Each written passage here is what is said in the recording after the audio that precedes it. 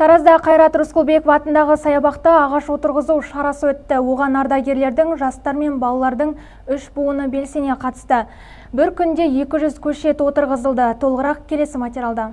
Көктем келіп, көк шыға көшеттерді отырғызу маусымы басталды. Таразда қала аумағын абаттандыру, көгалдандыру және санитарлық тазалау жұмыстары жанданды. Шараның басты мақсаты облыс орталығын көгалдандыру. Облыс орталығы әкімінің бастамасын ардагерлер де қоштады. Бүгін Тараз қаласында үлкен сенбілік өткеніне қуанып жатырмыз. Бұған бастамашылық осы Қайрат Рысқұлбеков паркында бастамашы болып отқан біздің Тараз қалалық ардагерлер кеңесі.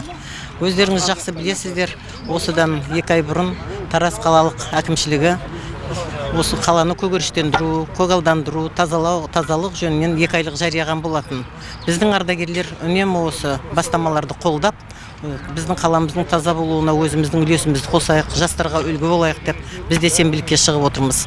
Өткен сенбі күні 13-ші Мөлтек ауданда және Жеңіс паркінде болсақ, бүгін мінекей өзіміздің отырған ғимаратымыздың қасындағы Қайрат Рысқұлбеков паркіне ардагерлер үлкен ынтамен келіп отыр. Экологиялық шараға 20-ға жуық өскелең ұрпақ өкілдері де қатысып, ардагерлермен бірге 200 түп ағаш көшеттерін отырғызды. Жасыл желек жанға сая, бабымен нәр берсең, тіршіліктің сәніне айналады. Мұны жастар да жақсы біледі.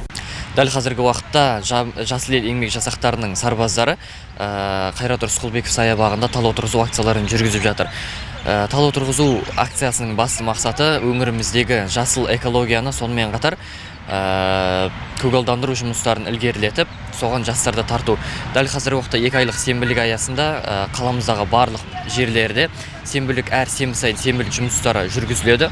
Сенбілік жұмыстарының басты мақсаты қаламызды таза әрі көркем болып сақтап қалу және соны жастар және қала тұрғындарына насихаттау. Атадан мал қалғанша тал қалсын демекші, адам өміріндегі маңызды істер мен бастамалардың бірі осы тал егу. Жалпы бүгінгі шараға 70-тен астам адам белсенді қатысты. Айта кетсек, 2 айлық аясында қаланы көгалдандыру жұмыстары әр сенбі сайын өз жалғасын табады.